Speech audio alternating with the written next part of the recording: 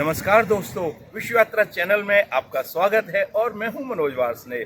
दोस्तों, आजकल मैं यूरोप ट्रिप पर आया हुआ हूं और आज हम फ्रांस की राजधानी पेरिस एक्सप्लोर करेंगे। दोस्तों, आज हम इस वीडियो में दुनिया के सबसे बड़े और भव्य महल को देखने चलेंगे, जहां दरवाजे व दीवारें थी सोने की और राजा खुद को भगवान से कम नहीं समझता था।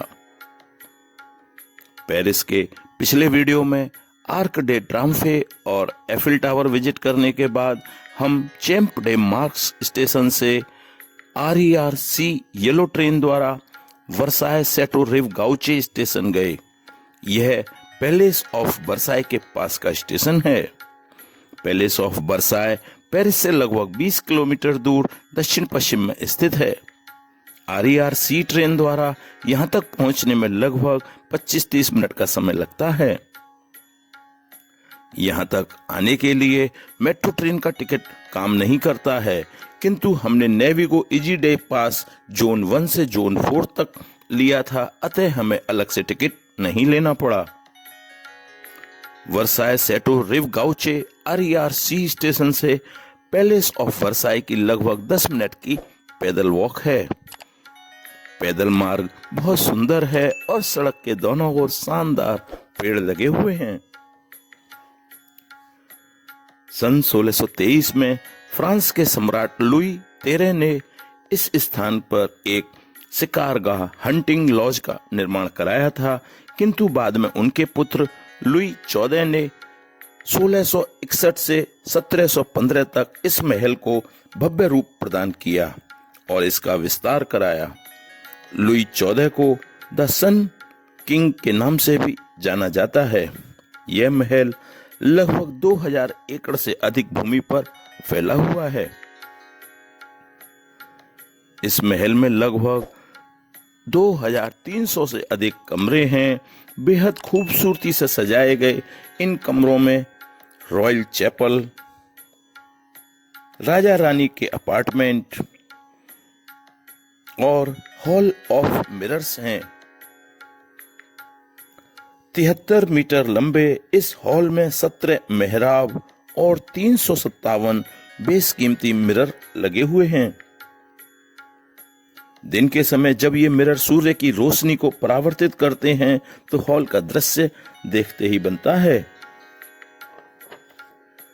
आज यह महल यूनेस्को की विश्व विरासत सूची में शामिल है और दुनिया के सबसे बड़े, महंगे और भव्य महलों में से एक है।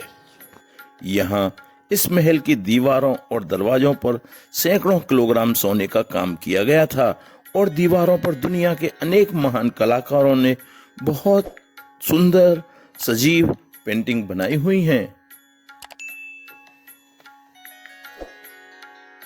पैलेस ऑफ वर्साय जितना भव्य है, उसके गार्डन्स और फाउंटेन्स उससे भी ज्यादा अद्भुत हैं। यह सिर्फ बाग नहीं है, बल्कि राजा लुई 14 की शक्ति व सोच का प्रतीक हैं। यह लगभग 800 एकड़ भूमि पर फैले हुए हैं। इस गार्डन में पेड़ों व झाड़ियों को ज्योमेट्रिक डिजाइन में सजाया गया है। स्ट्रेट लाइन और सिमेट्री पर डिजाइन बनाए गए हैं। यह शैली फ्रेंच फॉर्मल गार्डन कहलाती है, जिसमें प्रकृति को अनुशासित रूप से ढाला जाता है। इसका उद्देश्य यह दिखाता है कि राजा प्रकृति पर भी नियंत्रण रखता है। गार्डन में 50 से अधिक फाउंटेन लगाए गए हैं। 17वीं शताब्दी में इतने बड़े पैमाने पर पानी की व्यवस्था करना बहुत कठिन था। इस काम के लिए विशेष जल नहरें बनाई गईं।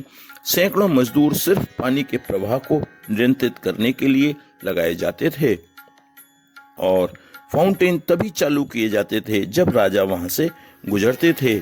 इस गार्डन में ग्रैंड कैनाल और स्विस गार्ड्स झील भी स्थित है। वर्तमान समय में 1 करोड़ से अधिक विजिटर्स यहाँ प्रतिवर्ष महल देखने आते हैं और यह विश्व का सबसे अधिक विजिट किए जाने वाला टूरिस्ट अट्रैक्शन है। महल खुलने का समय सुबह 9 बजे से शाम 5:45 तक है और गार्डन खुलने का समय सुबह 8 बजे से शाम 7 बजे तक है। यह महल सोमवार को बंद रहता है। इस महल के अलग अलग भागों में विजिट करने का टिकट अलग अलग होता है, जो 25 यूरो से 32 यूरो तक हो सकता है। म्यूजिकल गार्डन का टिकट अलग से है। टिकट की लाइन बहुत ज़्यादा लंबी होती है, अतः ऑनलाइन टिकट बुक कराकर ही आना उचित रहता है। अब प्रश्न उठता है कि सम्राट लुई 14 ने इतना महंगा और भव्य महल क्यों बनवाया।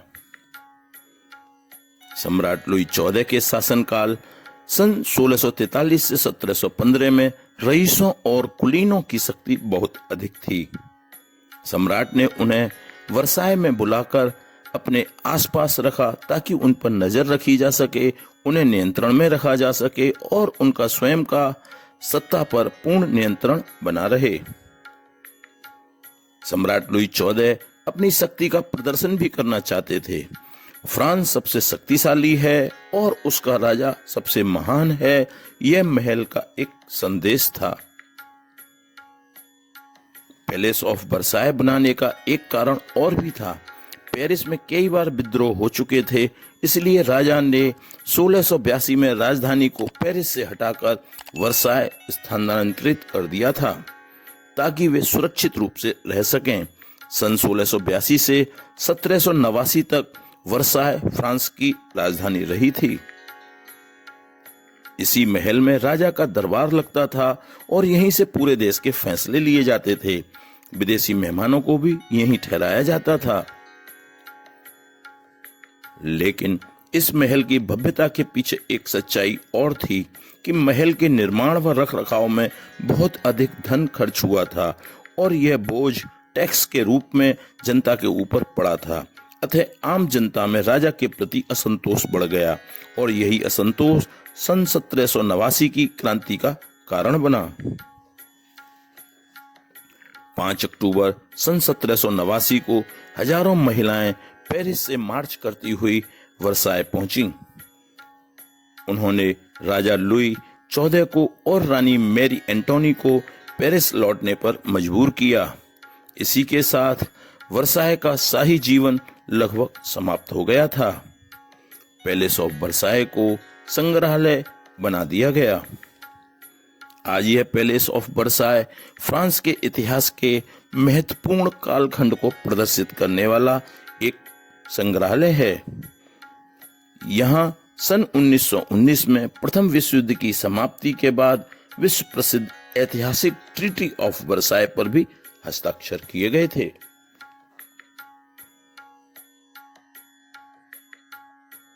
दोस्तों, आशा करता हूं यह वीडियो आपको पसंद आया होगा।